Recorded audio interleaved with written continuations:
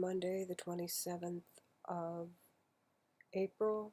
I am here. I want to thank you so much for stopping by, and especially those people who are making really insightful comments and suggestions. I appreciate it. I wanted to dispel some myths around the Georgia Guidestones and give a theory that I've come up with based on facts. First of all, I researched the Guidestones some more, and I found out that the land that the Guidestones are on is by a fellow Mason. Now, if you're not familiar with the Masons, they're part of an order, and they have a temple, and they have lodges. They have female sex and male sex, and that's SECTS, sex. So it's a Freemason, is what they call them. They also have some ceremonies to do with the equinox. And so basically, the order of the Masons that they were in is the Southern Masons. Now, that is key in what the Guidestones say. Okay, they're supposed to be a benevolent club, but they have beliefs based on falsehoods. And there also is this there's this theory that's going around, this conspiracy theory about Illuminati running the world, and there are different layers of society where you have slightly secret societies that are trying to pull strings, but they're in no way the only authority. There's a lot of checks and balances. So I did want to mention the New World Order conspiracy because the Guidestones are part of a conspiracy theory, and I wanted to show you a little bit about that, okay? So here's what I want to say. During the time when the Guidestones were erected, the Earth was 79, right? They said that they wanted to limit the population to 500,000. I know for a fact where they got it from. I did some deeper digging. I found quite a bit of literature on old literature on the population bomb, and this is verbatim what Paul Ehrlich says.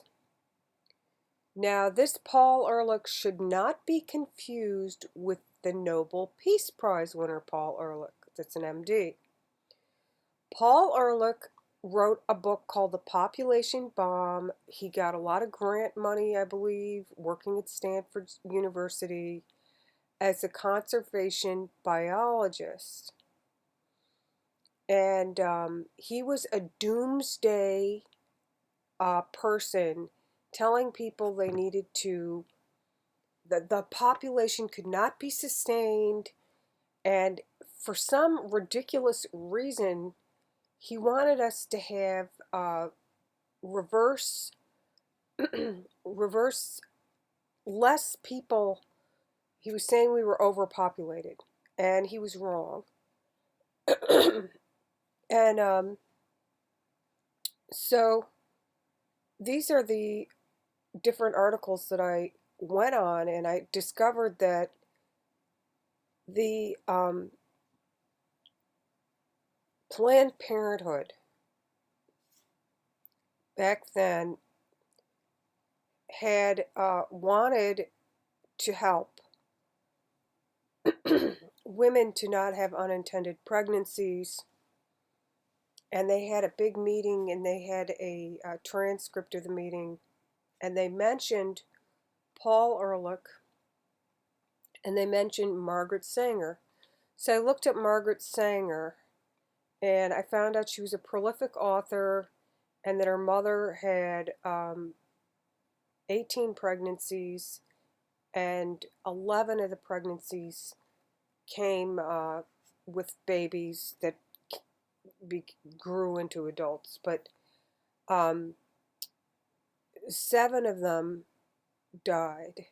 So Margaret Sanger was one of them, and she thought that her mother died prematurely at 50 when she had TB from having too many babies. And so she wanted women to get the vote and to have more power. She was mad at her dad. She told her dad that it was his fault she died. He should have not gotten her pregnant so many times. And so she was a pioneer, and she died in 66. She was born in 1879. We're coming up on the 100-year anniversary of women getting the vote. So this woman had a lot of literature that she wrote, and she was advocating for women's rights. And Paul Ehrlich fit nicely into the Planned Parenthood thing, and he fit nicely into the population control. Now, what does this have to do with the Guidestones? Well, the Guidestones took word for word, verbatim, from Paul Ehrlich that the population should be shrinking and should be no more than 500 million. The population at the time that this was erected was 4.434 billion, and during the time when these were erected, that area of Georgia has a bunch of granite quarries and granite shops, and they want business, and the economy's not doing that well, and they're mostly just making headstones. So let's go over to the Georgia Guidestones. So this is not exactly what people want to hear. They want to hear a fancy story about conspiracy theory that people in the elite are doing this, but actually it's local Georgia, Georgia Southern Freemasons, I believe. This is my theory, that the Freemasons wanted to get visitors in the area to make their granite get more exposure so they could make more money, because all around there is the granite uh, the granite the granite the granite mining. The town was built on granite mining, and it was they had these masons, and they wanted to drum up business, and they also wanted to have local tourist attractions, and they wanted to make it mysterious to draw people to the area, to familiarize them with the Granite Museum and the other stuff that's in the area. And one of the things that really tipped me off that they were Confederates is that in one of the commandments on the Georgia Guidestones, it says to preserve the diversity of humans. In other words, do not mix ethnicities. Doesn't that sound like a Southern racist thing? So I believe this was done during the time they had a book. The book was The Population Bomb. It specifically said to keep people at this small amount. They thought that eventually society was going to implode, and they didn't want people overpopulating. They wanted small, manageable populations. And they did think that maybe, the world might collapse, and if it does, we want to have a pure race. So it says improving fitness and diversity. They want humans to be diverse. They want to keep them separated.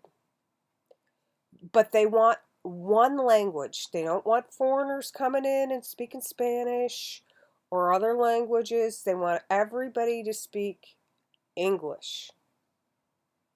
And they want everybody to abide by their rules, faith, tradition,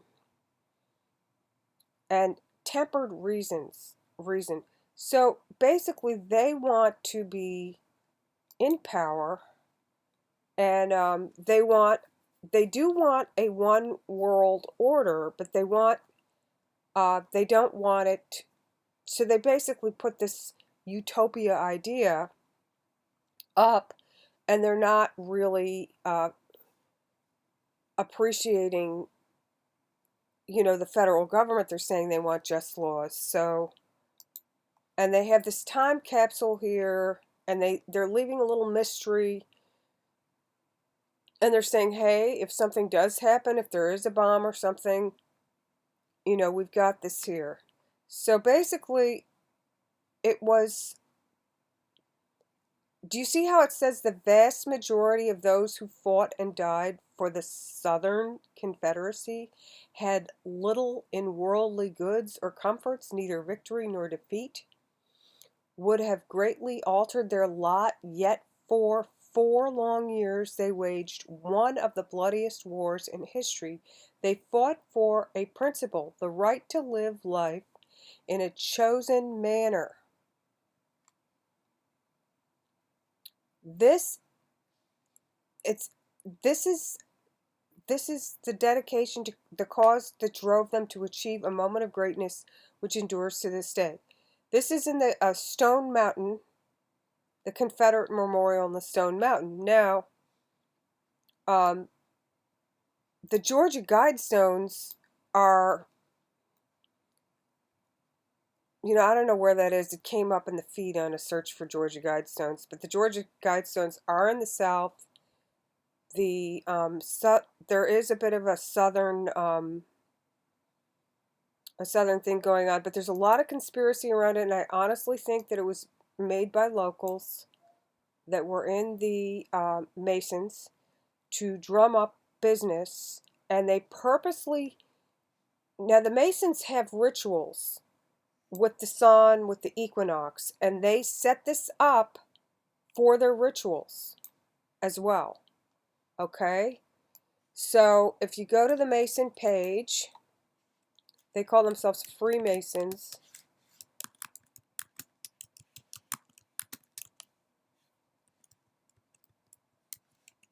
I'm just going to... Okay.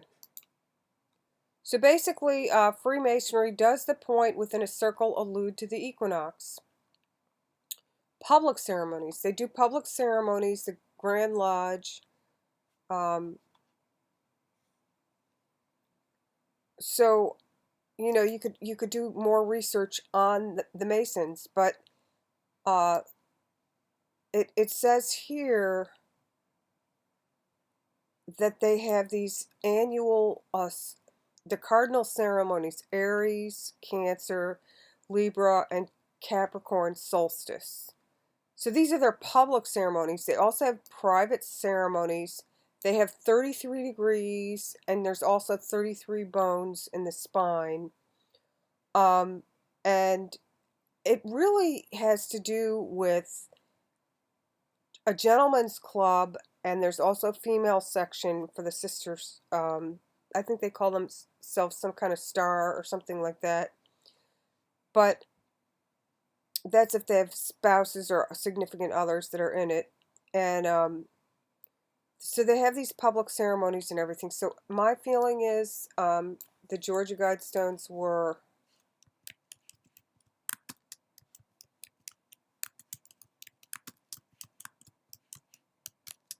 to drum up business. They even built a museum nearby about the same time. So if you look at the history of what was going on, what they call the zeitgeist, not to be confused with this guy who's made these movies called Zeitgeist.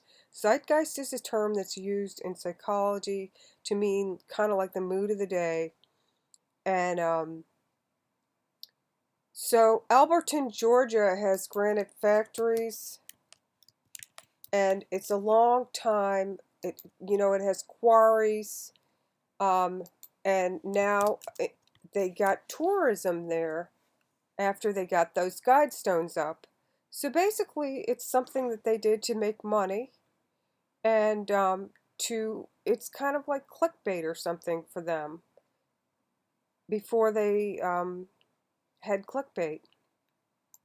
And the funny thing about it is, a lot of people um, they unearthed this. They have little different stories around Georgia.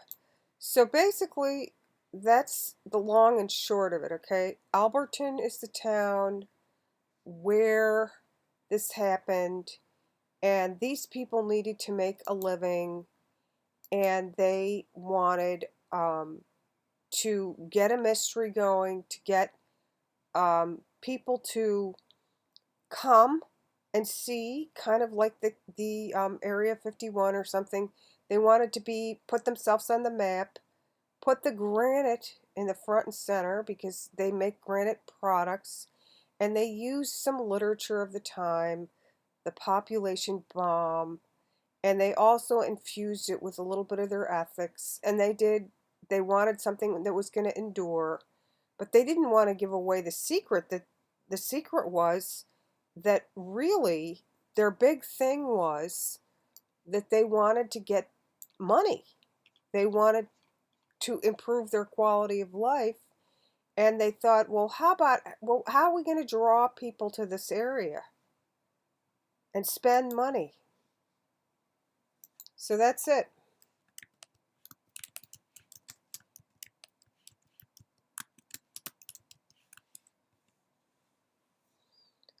So they have a state park, Bobby Brown State Park, museums, Granite Museum, sites in Nancy Hart.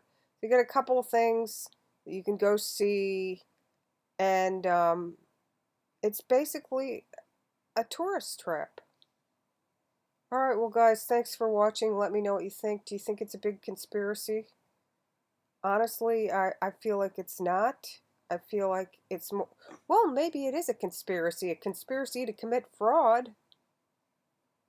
So you'll go down there and think that there's something, ooh, a really rich person put it up there. It's probably a rich group of people that own the granite places.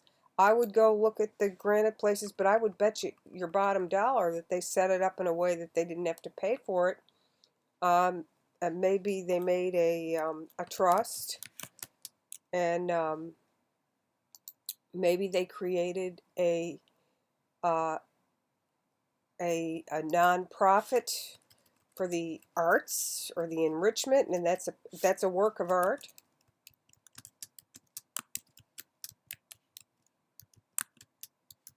The Georgia Guidestones are a work of art.